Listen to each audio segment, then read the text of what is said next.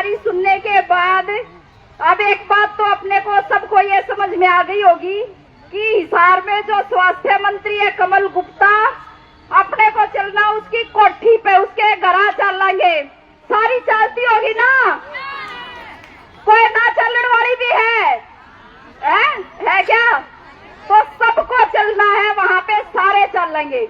और कुछ आए थे 11 तारीख ने, वो एक बार हाथ उठाइयो 11 वाले जो 11 नदी आए थे, वो 11 उनने बेरा है, कुछ डरे होंगे। तो अपन के टेंट का प्रबंध करवाया है। टेंट अपने साथ साथ चलेगा। जब आप वहां बैठेंगे तो साथ की साथ आप ऊपर टेंट लगवा लेंगे। क्यों? क्योंकि एक बार तो अपन उससे थोड़ा हिसाब करना पड़ेगा। अधिकारियों के साथ बैठ के जब तक बातचीत नहीं होगी तब तक मांग पत्र देने का कोई फायदा नहीं है। कागज तो आप 11 तारीख ने उसने पकड़ा के गए थे, भरी तो पैरी थी। अब वहां पे हम कंक्रीट की जमीन पे बैठे थे और ऊपर कुछ नहीं था, हमारे सिर के ऊपर कोई, मतलब इसी तपती धूप में बैठे थे और हमने इंतजार किया था मंत्री का। मंत्री आया, हमने उसको तभी भी बताया था कि मंत्री जी ये ठीक व्यवहार नहीं है आपका, आपको जनता ने चुना है, चुन के भेजा है, तो ये आपका काम है कि कोई आपके पास आता है तो आप उसकी समस्या सुनो। और आपको इतना मौका नहीं देना चाहिए था, आपको पहले ही बात कर लेनी चाहिए थी। और 19 तारीख को आशा वर्कर आएंगी।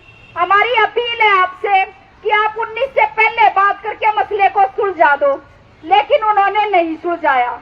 उससे एक बात तो स्पष्ट हो गई है कि इनकी नीति जैसा हमें पता था वैसी ही है।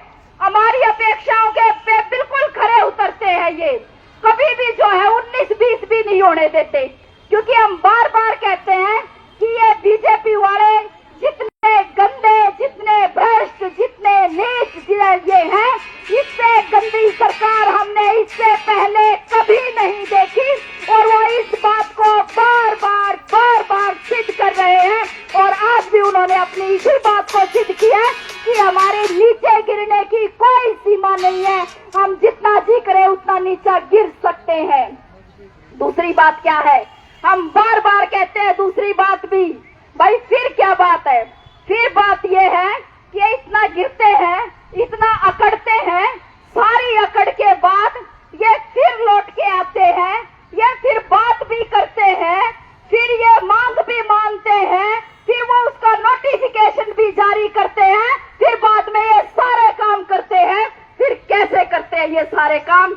ये सारे काम इसलिए करते हैं कि हम सब एक हैं, हमारा लड़ने का जज्बा वो लाजवाब है। और इनको हम ये जितना आगे भागते हम इनको भागने नहीं देते। आखिरकार हम इनको पकड़ के लाते हैं, इनको हम पकड़ के लाते हैं और आखिरकार हम इनको झुकाते हैं।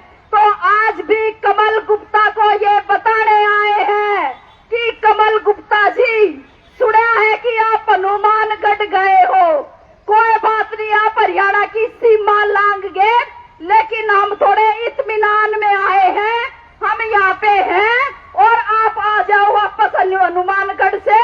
आना तो आपको पड़ेगा और आके आपको हमारी बातों का जवाब भी देना पड़ेगा, ये कहने आए हैं। दूसरी बात, वे मीडिया वाले भाई पूछते हैं और मैं हर बार बताती हूँ ये बात, ये कहते हैं जी आज मांग नहीं माननी आपकी तो फिर क्या करोगे? आप क्या अपेक्षा रखते हैं सरकार से? सरकार की अपेक्षा तो हमने बता दी कि ये ना कोई अपेक्षा रखने लायक है और ना ये किसी की अपेक्षा पे ये कोई खरा उतर सकते हैं। अपेक्षा है तो मुझे अपने आप से, हम सबको अपने आप से अपेक्षा है, हम सबको अपनी एकता से अपेक्षा है, हम सबको अपने संगठन से अपेक्षा है, हम सबको अपनी तमाम आशा वर्कर बहनों की एकता, उनके लड़ने के जज्बे से अपेक्षा है कि हम डटेंगे और इससे हिसाब लेके जाएंगे। ये हमारी एकता है। और अगली बात, सभी वक्ताओं ने बताया है कि क्या कर रही है सरकार हमारे साथ। वैसे ये जो हमारे साथ हो रहा है ये केवल हमारे साथ नहीं हो रहा है। कभी हम सोचे कि ये हरियाणा की केवल आशा वर्कर के साथ सरकार ऐसा कर रही है। ये हरियाणा की आशा वर्करों के साथ नहीं कर रही है सरकार ऐसा, ये हरियाणा के हर तरह के कच्चे पक्के सब कर्मचारियों के साथ ऐसा कर रहे हैं, ये हमारे देश के नौजवानों के साथ ऐसा कर रहे हैं, ये हर लड़ने वाला जो व्यक्ति है उसके साथ ऐसा ही व्यवहार कर रहे हैं। और जो विभाग हमारे साथ कर रहा है वो भी केवल हरियाणा की आशा वर्करों के साथ नहीं है। जो विभाग हरियाणा में हमसे ऑनलाइन काम का प्रेशर बढ़ा रहा है, ये बाकी देश के अंदर भी तमाम आशाओं पे ये ऑनलाइन काम का दबाव बनाया जा रहा है। ये तमाम देश के अंदर बहुत सारे प्रोग्राम ऐसे हैं जो हमारे नेशनल से चलते हैं, ऑल इंडिया पे वो डिजाइन होते हैं प्रोग्राम, और वहां पे डिजाइन होके वो राज्यों पे आते हैं और राज्य सरकारों के माध्यम से वो हमारे ऊपर थोपे जाते हैं। और देश की 12 लाख वर्कर आज सरकार के इस व्यवहार से पीड़ित है, दुखी है, वो लाचार है, और वो इतने ज्यादा गुस्से में है कि जब उनका बदला लेने का मन होगा, जब उनका मौका आएगा बदला लेने का, तो दुनिया देखेगी कि बदला ऐसे भी लिया जाता है। इतना परेशान और इतना दुखी कर रखा है हम लोगों को इन्होंने। और ये 12 लाख आशा वर्करों की बात कर रही हूँ मैं, केवल हरियाणा की 20,000 आशाओं की नहीं है। यूवी ने बोले सेंटर का प्रोग्राम है, एनसीडी सेंटर का प्रोग्राम है, कोई भी प्रोग्राम देखो सेंटर से चल के आ रहा है। सेंटर से इंसेंटिव बढ़ाने की बात आती है तो कुछ 2012 से नहीं बढ़े हैं, बाकी 2018 के बाद नहीं बढ़े हैं। केवल 8 एक्टिविटी का पैसा 2018 में बढ़ा था, उसके बाद एक चवन्नी नहीं बढ़ी है। यहाँ कहा है यहाँ की हरियाणा की सरकार ने, भाई 18 में भी केंद्र सरकार ने पैसा बढ़ाया था आपका, कोई बात नहीं, अब फिर चुनाव आ रहे हैं, अब फिर केंद्र की सरकार आपका पैसा बढ़ाएगी। हमने कहा था जी हमें उम्मीद को नहीं, बोले आपको नहीं उम्मीद होगी, हमें उम्मीद है।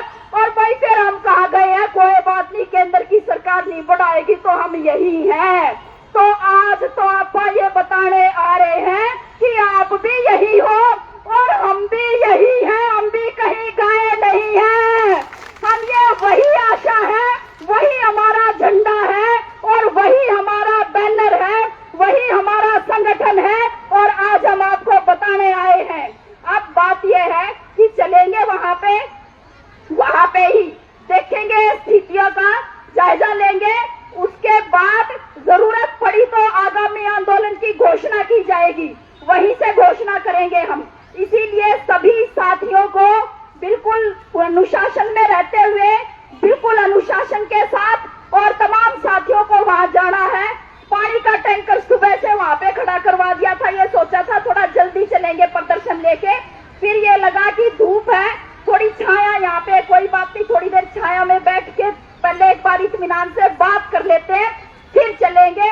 तो टेंट का भी प्रबंध होगा वहां पे, पानी का भी, पीने के पानी का भी, ठंडे पानी का प्रबंध कर रखा है वहां पे, ज्यादा दूर भी नहीं है उसकी कोठी। तो तमाम साथी चलेंगे यहाँ से, कोई भी साथी इधर उधर ना हो। ये जो दूर दूर बैठे हैं इन तमाम साथियों से अपील है कि वो सारे साथी उठ के यहाँ पे पास में आ जाएं। पहले एक बार बैनर निकलेगा अपना, और बैनर के पीछे पीछे फिर तमाम साथी चलेंगे। हम कमल गुप्ता के आवास की तरफ आपा कूच करेंगे प्रदर्शन लेके। इसी बात के साथ मैं अपनी बात खत्म करती हूँ। आप सब ने मेरी बातचीत सुनी, उसके लिए आप सबका बहुत बहुत धन्यवाद। इनकलाब जिंदाबाद।